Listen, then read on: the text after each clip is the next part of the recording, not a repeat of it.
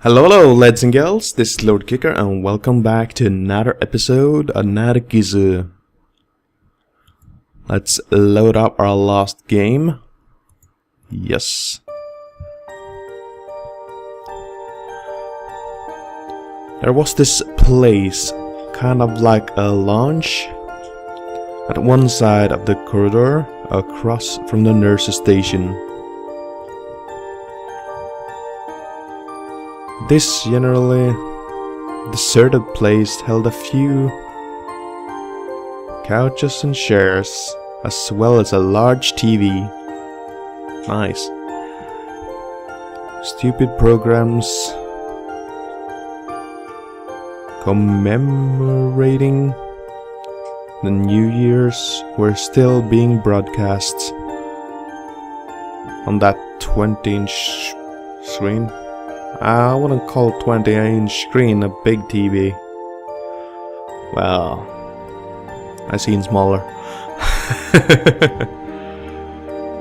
And there was a girl who looked absolutely bored watching that absolutely boring TV.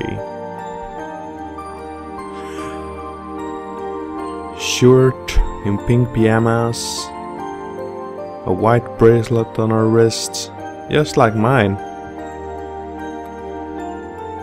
Impressively long hair that almost reached down her hips. Hey, do you find that interesting? There was no deep purpose in the asking. Simply, I had nothing else to do, so I started talking to her. Not really, was her only reply to me. She didn't turn to face me at all, and she kept looking with boredom at the TV as if I didn't even exist. Then don't watch it. Even as I thought this, I sat down in the chair next to her. And side by side we watched TV. Nothing else to do. Nothing we could do. So we sat there silently and watched TV. New Year's celebration programs, as per usual. A usual arrival of commandants and OD Ts,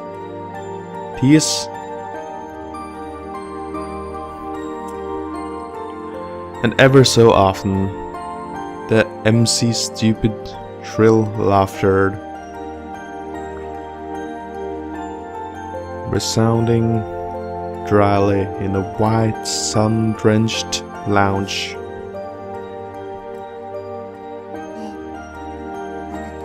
Say, tell me. The girl suddenly started talking to me, but her eyes was glued to the TV screen. How many times is it for you now? What do you mean by that? How many times have you come there? The 7F.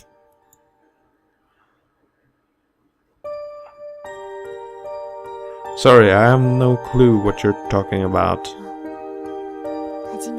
I see. So it's your first time then.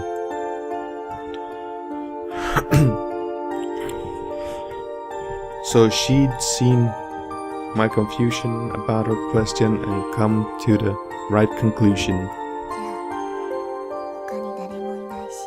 The silent, there's no one else around. And since it's my duty, there's this rule. Nodding slightly, she explained that the rule was that someone here, 7F, should tell newcomers the truth.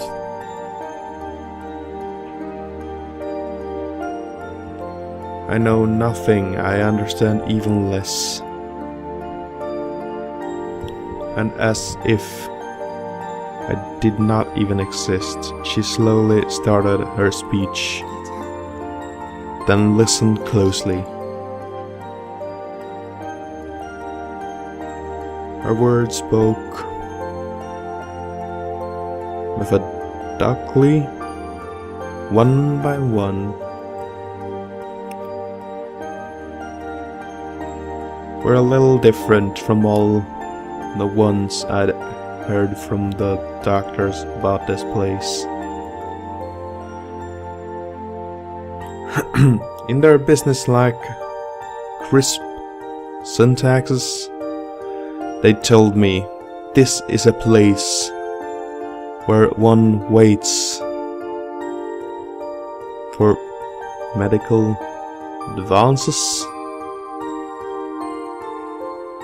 This is a place where one heals one's heart. And perhaps they might have been correct in a general sense. But according to the girl, that was just one party line. Okay? The truth was that this 7F was the only place in the hospital where medicinal treatments did not take place. This was just a place where you waited for your life to come to an end. Wow. Sounds pretty cruel. Those were her words to me. I thought so as well. I'd felt it even before she'd spoken.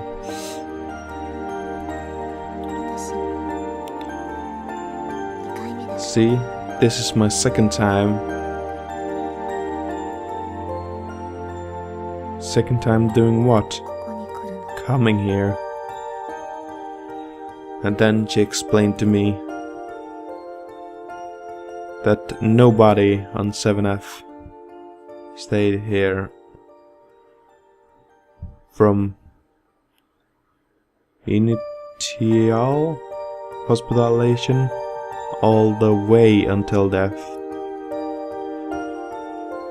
While there was zero possibility of being cured, you were sent home if your condition was stable.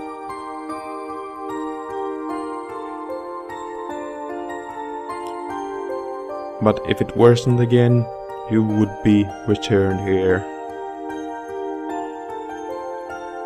That cycle ended only in death. Whether it was at home or here on 7F, always one of the two. You were going to die. No way to escape it, it seemed. And with that, meaning per meaning her every word, she informed me this was her second time up here. Yeah, I think we heard that already. I'm only going to say this once, so listen closely now.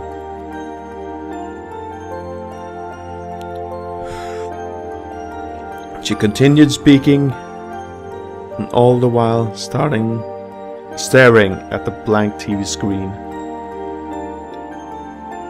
This wasn't ideal chit-chat, but when lights out was or where the kitchen was or anything like that.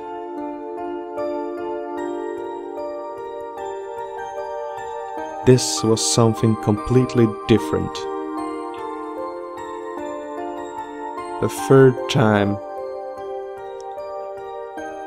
you are discharged home, resign yourself. There won't be a fourth time. you will never go home again. If you ever want to escape, head towards the B station, not the A station. Eat nothing. That is the simplest shortcut. Relieve the smallest burden on your family that way. I'm not sure I agree with that. It was as if she was packed to the brim with matters like those. This was probably an oral tradition, relevant only to those who were going to die, and kept by those who came here for that purpose. So is this the duty that you were talking about? Yes, that's right. So do you remember to perform it to a newcomer yourself someday, okay? With those words, she slowly stood up. She cautiously tossed her long hair, and it glazed my nose.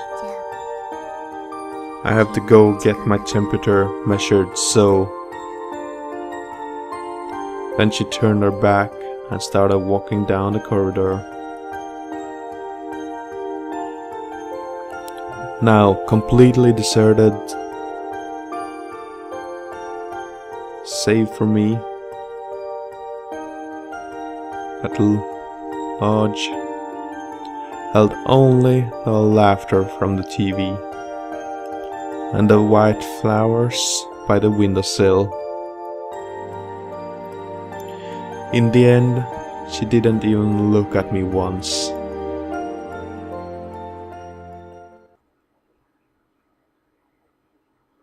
A few days later,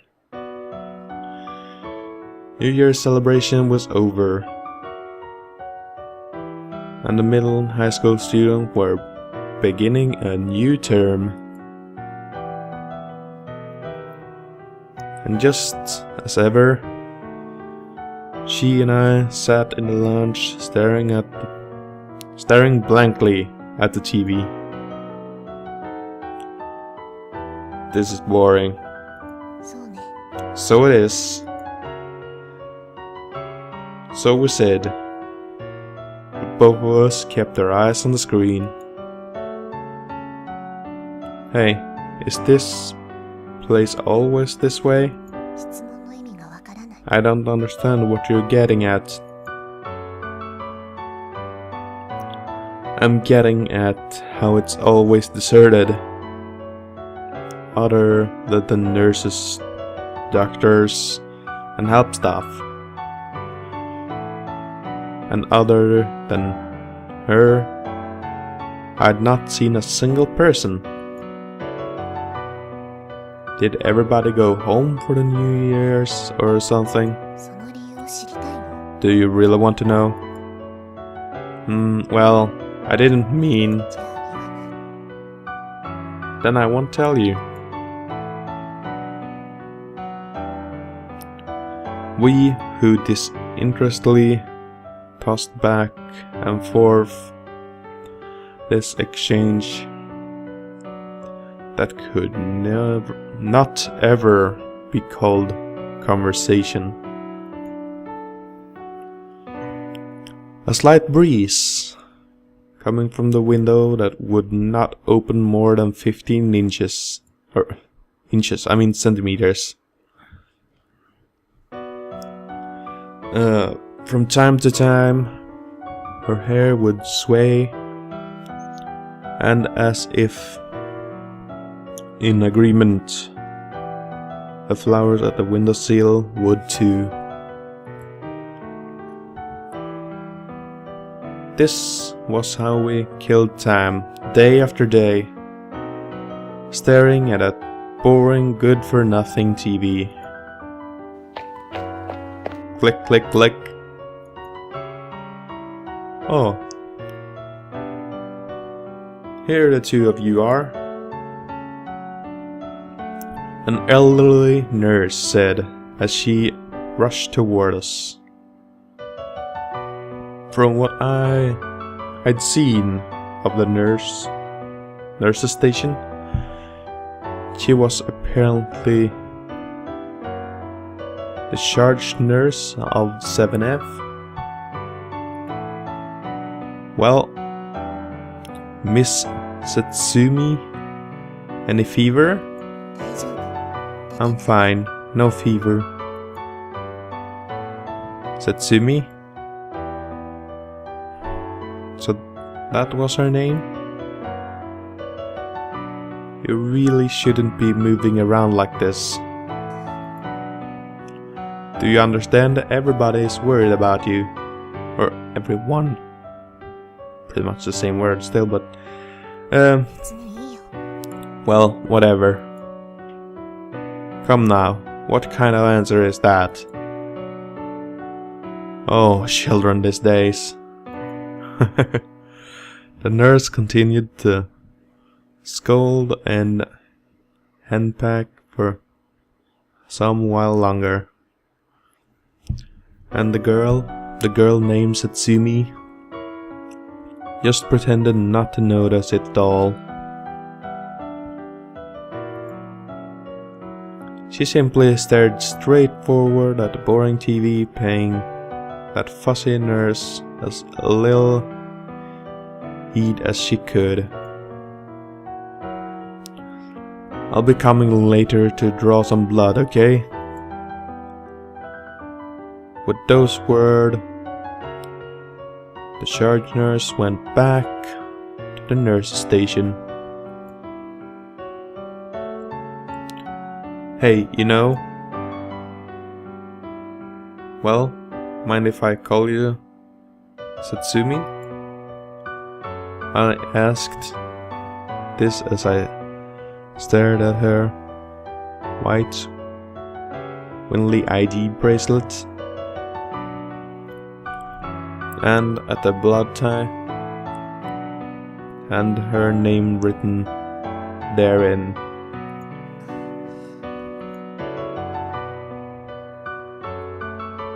Is something the matter, Satsumi? Why are you calling me that? Huh? You're younger than me. Hey, I'm younger than you? Nothing. That's just what I thought. Is all. It wasn't that I was offended that she called me younger than her. It was just that no matter how I looked at it, I thought I was 5 to 6 years older than she was. That's why I took out my driver's license from the breast pocket and handed it directly to her.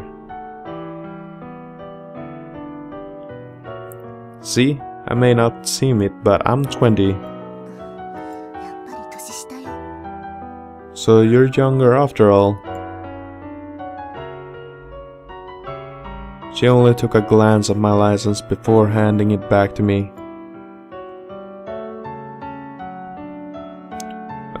I really don't get what you're saying.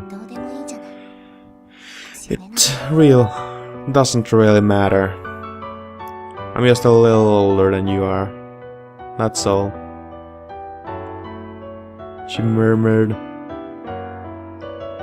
and expressionless as ever. Her eyes were fixed on the boring TV, alright.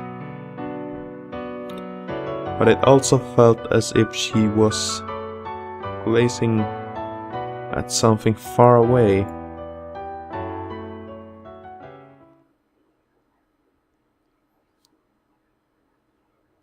After they'd taken my AM Vadal side. Sings. I snuck past the nurses and boards the elevator. When I got to, I think it says 1F, right? I walked out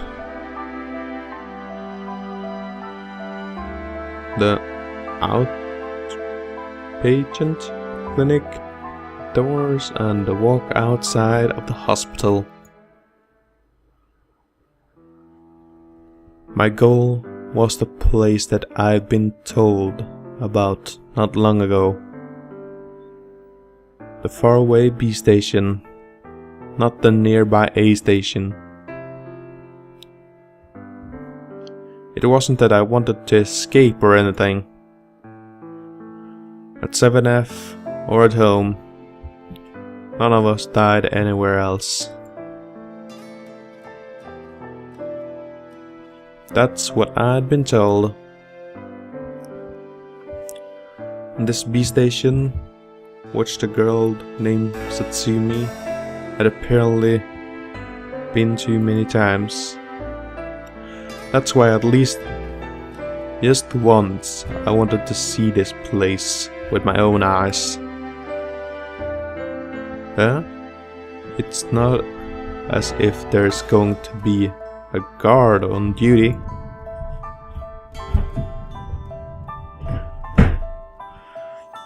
Even so, we were inhabitants of 7F. Different from other patients. And thinking of vague maybes.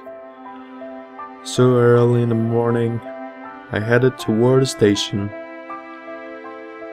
My legs settled into a lazy gait, as if glanced sidelong at the people commuting to school or work.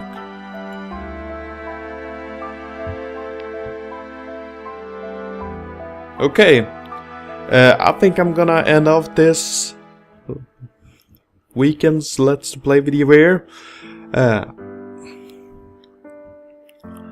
It is a lot of reading in this game and no choices so far. I thought there would be some choices, but I don't know, maybe they're coming closer to the end, or maybe it's just a story that you read through. I'm not really sure how this works, but it seems to be a very, very, very deep game, this. But I mean, some might like that. It's not really my thing, but I mean, I try a lot of different games here on the that are free to play, so I wanted some different kinds. That's why I try this. So I'm gonna end off this episode here. Hope you enjoyed it, and I hope to see you all in the next one. Until then, bye bye.